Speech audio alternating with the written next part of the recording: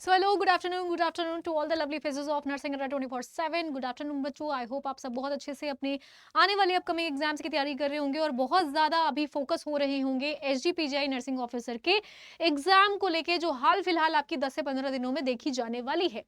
तो जो बच्चे फर्स्ट टाइम अटेंड कर रहे हैं वो तो बहुत ज्यादा दुखी हैं कि क्या किस टाइप का पैटर्न आएगा, लास्ट मिनट हमें क्या क्या रिवीजन करना है, किन चीजों पे हम लास्ट मिनट सबसे ज्यादा फोकस करें।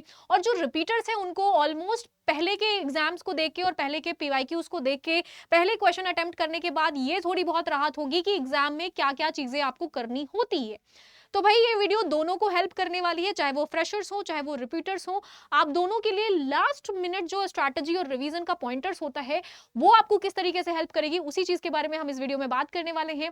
तो welcome back to this channel बच्चों, this is Swara your paediatric educator. और आज हम बात करेंगे आपके लास्ट मिनट रिवीजन, किन किन पॉइंटर्स को, किन किन टॉपिक्स को हमें ध्यान रखना है ताकि आपकी एसजीपीजीआई की अपकमिंग जो एग्जाम आ रही है उसमें आप बहुत अच्छा जो है वो यहाँ पे परफॉर्मेंस दे पाओ। तो यहाँ पर अगर हम बात करें तो एक बारी मैं आपको हल्का हल्का सा रिमाइंडर दे देती हूँ कि भाई आपका जो एग्जाम रहने वाला है नर्सिंग ऑफिसर का, इसमें जो नर्सिंग सब्जेक्ट आने वाले हैं बच्चे ये 60 मार्क्स के आने वाले हैं। 60 मार्क्स का आपका नर्सिंग का एग्जाम आएगा, नर्सिंग का सब्जेक्ट आएगा। और नॉन नर्सिंग की पोर्शन की अगर बात करें तो ये आएगा आपका 40 मार्क्स का, जो कि बिल्कुल भी आपकी रैंडम तो नहीं ही लेना है। अगर आप अभी भी इसको रैंडमली ही देख रहे हैं बच्चों तो आप बहुत बड़ी गलतफहमी में हैं और बहुत बड़ी गलती कर रहे हैं। आप कितना भी कमांड नर्सिंग सब्जेक्ट्स को क्यों ना कर लें, लेकिन नॉन नर्सिंग को जब तक आप कमांड नहीं करोगे तब तक आपका एग्जाम में सिलेक्शन तो नहीं हो सकता। इसीलिए आपको कुछ कुछ चीजों पर ध्यान देना पड़ेगा, जिस ध्यान के बारे में और जिस पॉइंट्स के बारे में हम आगे अभी बताएंगे, डिस्कस करेंगे।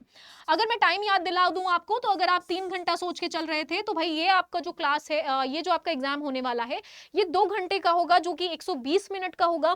अगर मैं आपको यहाँ पर बात करूं नेगेटिव मार्किंग की, तो नेगेटिव मार्किंग भी बच्चों 1/4 नहीं है, 1/3 है। यानी कि आपको सही क्वेश्चन पर 1 नंबर मिलेगा और गलत क्वेश्चन पर 0.33 मार्क्स आपके डिडक्ट हो जाएंगे।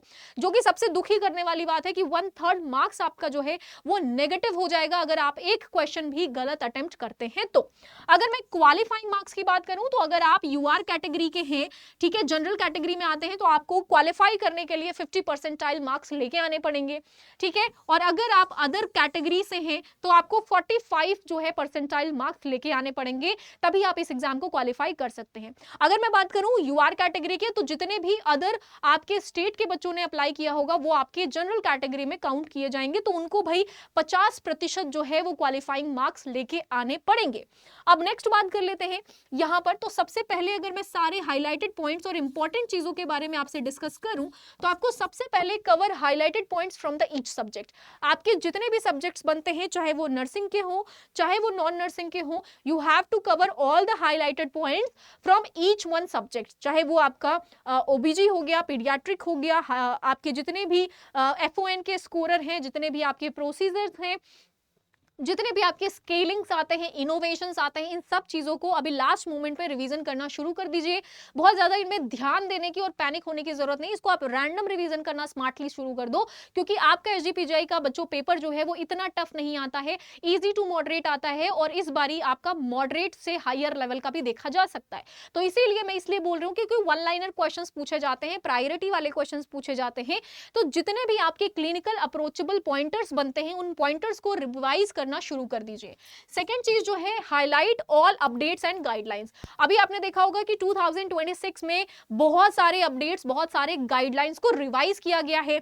चाहे वो मुक्ता प्रोजेक्ट को लेके हो जाए, चाहे वो डंपा वैक्सीन को लेके हो जाए, चाहे फिर आप बोल लो कि भाई आपका इम्यूनाइजेशन शेड्यूल में चेंजेस को लेके हो जाए, चाहे फिर आप बोल लो यहां पर आपका पीआईएस से रिलेटेड चेंजेस हो जाए, ठीक है, चाहे फिर आप बोल लो पीपीएस से रिलेटेड जो गाइडलाइंस चेंज हुई हैं। तो इन सारे गाइडलाइंस जो चेंज हुए हैं और जो आपकी वेरिएबिलिटी ऐड हुई है, उन चीजों को आपको हाईलाइटेडली नोट आउट करना है और उसको रिवाइज करना शुरू कर देना है, क्योंकि देयर आर हायर चांसेस कि आपके इन सारे प्रोजेक्ट्स में भी क्वेश्चन बन के आ सकता है।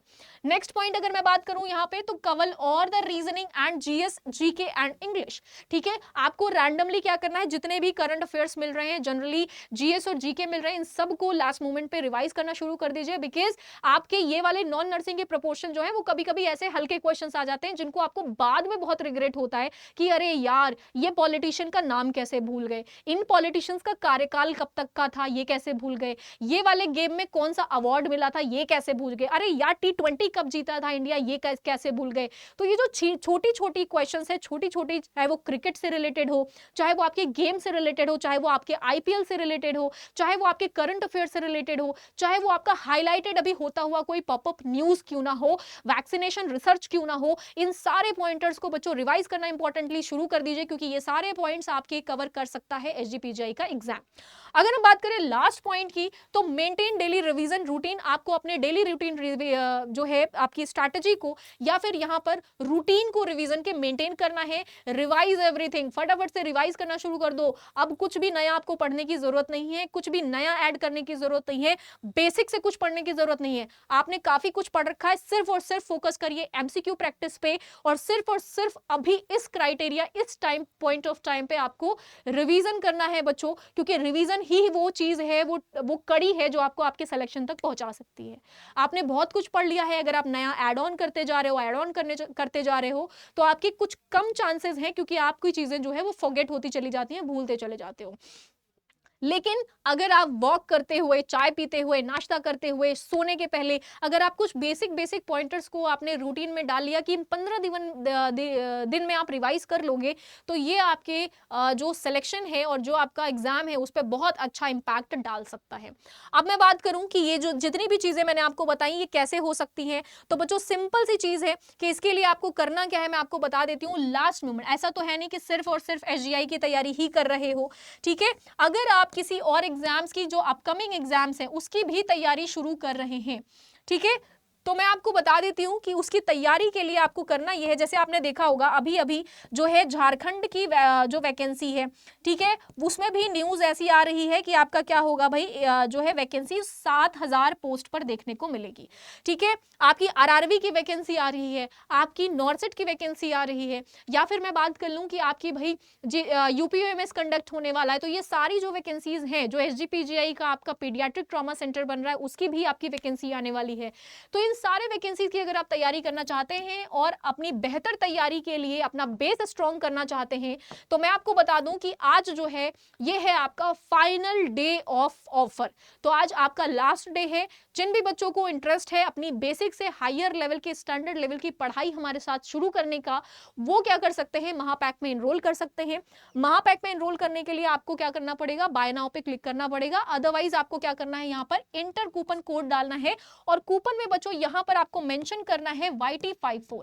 जैसे ही YT54 आप कूपन कोड ऐड करते हैं आपको एक्स्ट्रा डिस्काउंट मिल जाएगा। तो फटाफट से, देरी किस बात की, जल्दी से अपने जितने भी मैंने रिवीजन ट्रिक्स बताए उनको अपने रूटीन में डालना शुरू कर दीजिए, क्योंकि आज से लेके 19 तारीख के पहले पहले तक आपको क्या करना पड़ेगा, एक बहुत अच्छे तरीके से, स्ट्रैटेजिकल तरीके से प्रिपरेशन करना पड़ेगा, और वो सिर्फ स्मार्टली तरीके से हो सकता है। अगर आप बहुत ज्यादा घुसे हुए हैं स्टडी में तो बहुत टाइम वेस्ट हो जाएगा बच्चों। हाईलाइटेड पॉइंट को कवर करना शुरू कर दो, अपडेट गाइडलाइंस को शुरू कर दो, याद करना जितने भी स्कोर्स और जितने भी स्केल्स और जितने भी चार्ट्स और जितने भी मॉनिटर्स हैं, इन सबको पॉइंट टू पॉइंट स्टार्ट कर दीजिए याद करना। और अगर आप नर्सिंग अड्डा के साथ जुड़ना चाहते हैं तो this is the last chance. आज आपका लास्ट ऑफर डे रहने वाला है, जिसमें आपको 3x वैलिडिटी और 78% फ्लैट ऑफ मिल रहा है। और अगर आप 2% एक्स्ट्रा ऑफर चाहते हैं तो you have to use YT54 coupon code, ठीक है। और साथ साथ में अगर आप चाहते हैं कि आप RRB या किसी भी एग्जाम को टारगेट कर रहे हो तो आप नर्सिंग एग्जाम्स में आ सकते हैं। यहाँ पे नर्सिंग महापैक, RRB, नॉर्सेट या फिर आपके जितने भी फर्दर एग्जाम्स है उनको टारगेट करते हुए आपका यहाँ पर स्लॉट रहने वाला है बैचेस से रिलेटेड। तो all the very best. Channel को सब्सक्राइब कर लीजिएगा अगर आप नए हैं, और अगर आप रिपीटर्स हैं, ऑलरेडी सब्सक्राइब कर रखा है तो कॉमेंट सेक्शन में जरूर बताइएगा कि फर्दर कौन सी वीडियो आपको चाहिए, ताकि हम आपकी हेल्प कर पाए और आप तक इंफॉर्मेशन पहुंचा पाए। All the very best. Thank you so much.